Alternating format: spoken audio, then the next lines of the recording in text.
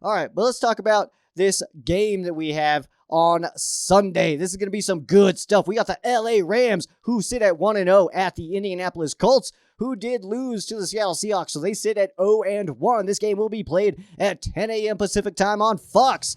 The distribution map is up on your screen for you video viewers there. The Rams will be shown in the green areas, so kind of sporadic, kind of all over the place. And keep in mind that this distribution map can be changed and altered slightly as the week goes on, depending on a couple of different things. Me out here in Colorado, we get TB on TV, and that's Tampa Bay or Tom Brady, depending on how you want to translate TB. But that will be on my screen out here, so I will be at the bar listening to Kenny, Albert, and Jonathan Vilma, who will be on the call for this one. But that game, again, on Fox at 10 o'clock Pacific time. That's 11 o'clock Joe time, 1 o'clock for you guys way out there on the east side of the country. But let's take a look at some game notes here. The Colts did lose last week to the Seattle Seahawks, 28-16. Carson Wentz went 25 of 38, 215 yards, 2 touchdowns, no picks. He did get sacked 3 times, did lose a fumble. Jonathan Taylor at running back had 17 carries for 56 yards, no tutties, and had also 6 receptions for 60 yards. So that's actually, you know what, that plays into their game plan against the Rams. If the Rams are going to run a similar style defense to what they did last week, that Jonathan Taylor might be biting us a little bit here in the butt because, you know, giving up that much room here.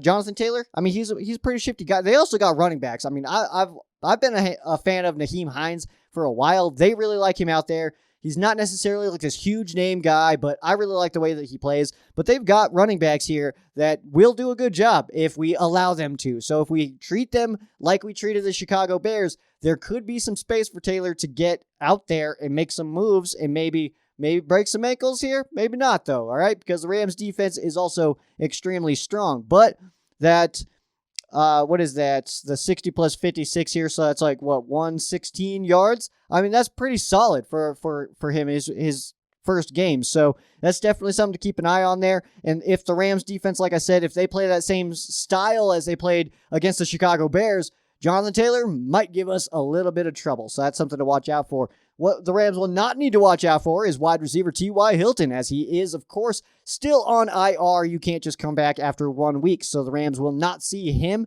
That, I think, will allow for us to continue to utilize cornerback Jalen Ramsey, how we saw him utilized in week 1, which is exactly what we expected to see. Him just kind of moving all over the place. He's coming in on blitzes. He played an amazing game, too. I mean, he was all over the place. He was strong. He was making some great tackles out there, pushing through offensive linemen. It was awesome stuff to see, for sure. But he's not going to need to shadow T.Y. Hilton, as he will not be there. But, you know, Paris Campbell's very good. Pittman's very good. They've got, who was the one that scored the touchdowns there? Pascal. He scored 2 touchdowns. He caught both of Carson Wentz's touchdown passes. So, I mean, the Rams still definitely do have some coverage they need to worry about out here. But T.Y., of course, I mean, he's a great player in this NFL. So him not being out there, I mean, it doesn't hurt my feelings at all. Let's take a look at the matchup of this one. We'll start with the Rams offense versus the Colts defense here. And as you can see on your screen, the Rams offense, I mean, definitely, could have put up a little bit more, especially on the ground game there. Only 74 rushing yards. Did a great job through the air, but that 74 yards on the ground is definitely pulling down their average. They're below the average NFL team, or at least in the bottom half right now in terms of offense, but 5th in points, that's absolutely huge. And then the Colts defense did look pretty decent against the pass. They only gave up 241 to the Seattle Seahawks. They ranked 13th there, 14th in total defense there. So they're a little bit higher than what the Rams ranked there. But they did give up a lot of running yards. So you see that 140 on your screen. That is something that I think that the Rams could exploit, especially this week. It kind of just felt like the Rams. I mean, Sean McVay talked about it, that it's just the way the game was flowing, that it didn't work out to get the ground game going early on. And I kind of agree with that. It didn't really feel like at any point in like the first half that it's like, if we don't get this ground game going, we're not going to do good, man. Like it felt fine. We felt okay. Of course, you do want to see more ground like you want to see more ground yards, especially early on. You want to be able to open that up for the second half. But I think the way that it worked out with the Rams is everybody kind of seemed to settle down a little bit. That run blocking seemed a little bit chaotic in the first half. Everybody seemed to settle down, and then we're really able to get the ground game going in the fourth quarter, which was, fine, because we were able to close out the game that way. Darrell Henderson was running real strong, though, had some good moves out there.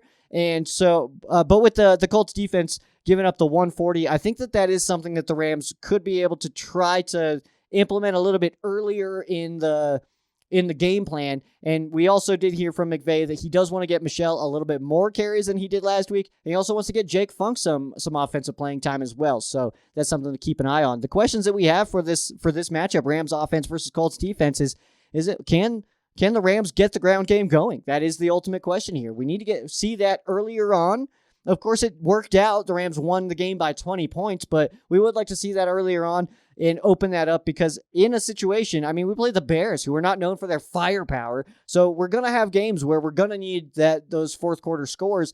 And if the other team is just knowing that we're going to pass it and we have no run threat at all, that could be a problem. There's some really good teams on the Rams' schedule coming up here, and need to be able to do that. And then how will Stafford follow up his Week 1 performance? Winner of the game badge, as well as NFC Offensive Player of the Week. So that's some really good stuff there. But, will he be able to keep that going? The Colts defense, I thought that they were going to play a little bit better against the Seahawks. Seahawks, of course, do have some good weapons there, and Russell Wilson's a very, very talented player. So, the Colts defense did surprise me just a little bit there with Darius Leonard, awesome player. So I'm curious to see, is Stafford going to keep that up? Is the Colts defense going to look better than they did in Week 1? We'll have to wait and see.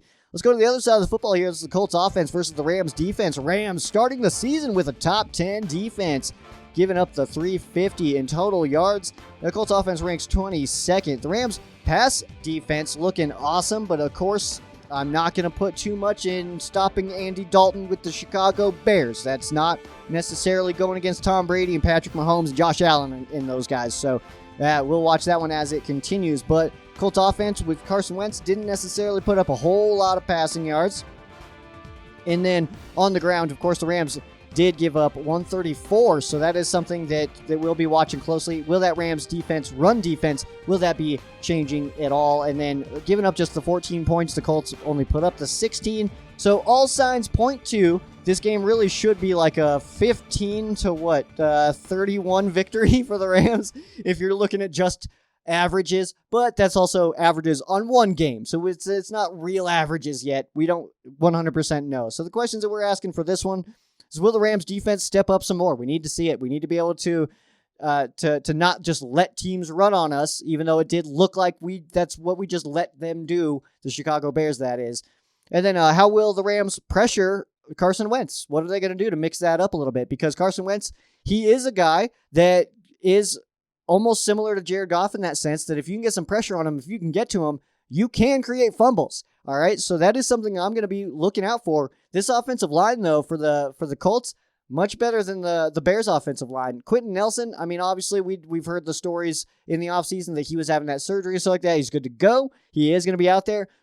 And we will see him against Aaron Donald. So, one of the better offensive linemen in Nelson going against probably the best defender in the NFL. According to a lot of sources, that is the case, that they'll be going head to head pretty often here. So that's going to be fun, man. It's going to be really fun to watch, to see not only Aaron Donald go against a really strong offensive line, but also this Rams secondary, Jalen Ramsey and company, going against some really talented wide receivers, even without T.Y. Hilton back there.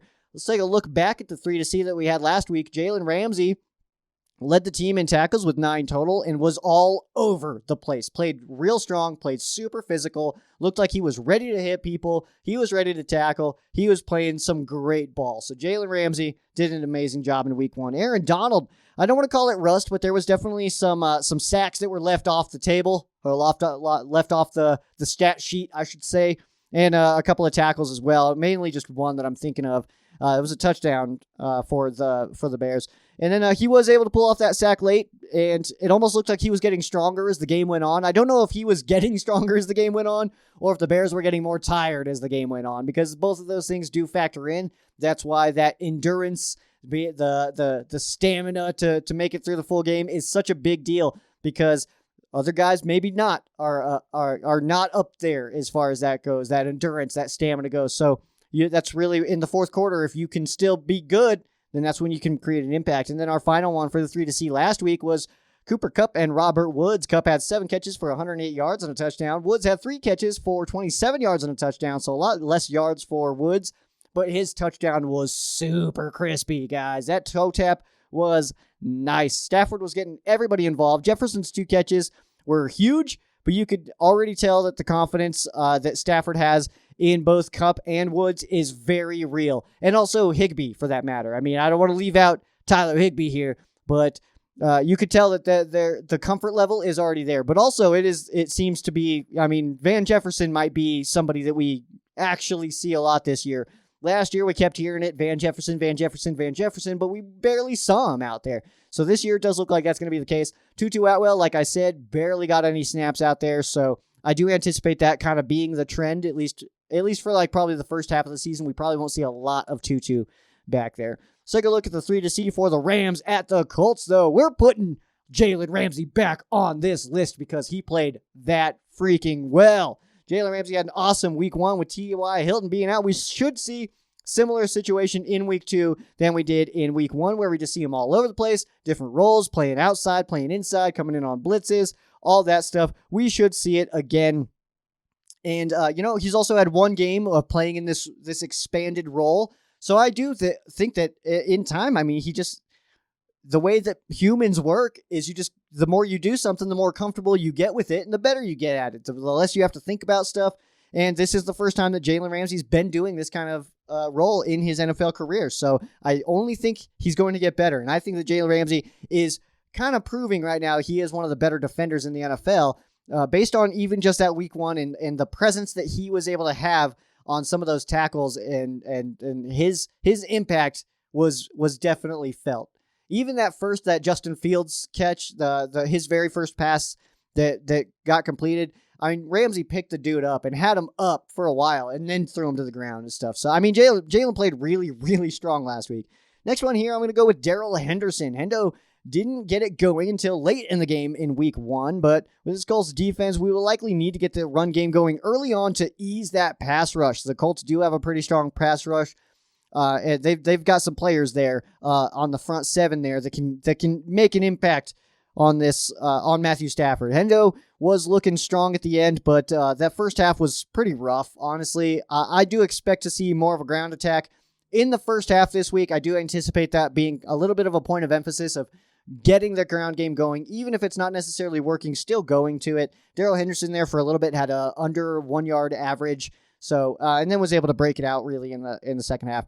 And then my final one in the 3 to see is going to be Justin Hollins. Hollins popped in week 1, had an awesome game, and was in the conversation for week 1 game badge. I'll be honest, I almost put him in there, but I couldn't pass up going to Matthew Stafford. Just the game that he had and the excitement that he kind of brought in with his first start as a Ram. I had to go with him, of course. But I get a feeling that Hollins might walk away with at least 1 game badge this season. 2 sacks, 8 total tackles last week, and didn't appear that he was just the beneficiary of having Aaron Donald and Leonard Floyd. He looked like he was kicking butt cheeks no matter who was next to him, all right? He was winning his one-on-ones. It wasn't just like he was getting blown off because people were trying to block Donald and Floyd. He was winning his battles, and that's something you want to see.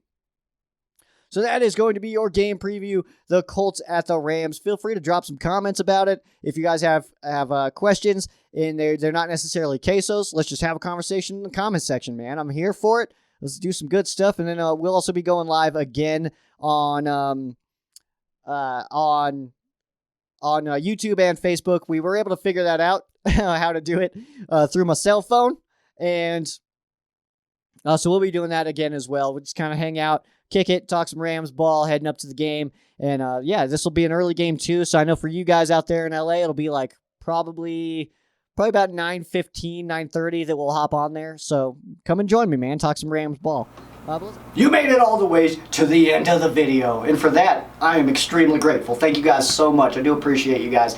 What I need from you now, go ahead and subscribe. That's going to be on this side here. And if you liked this clip, I'm sure you're going to like the entire podcast. It's over an hour long. It's awesome, all right? It's only LA Rams, which is your favorite football team. You can find that right here. Peace. Go Rams.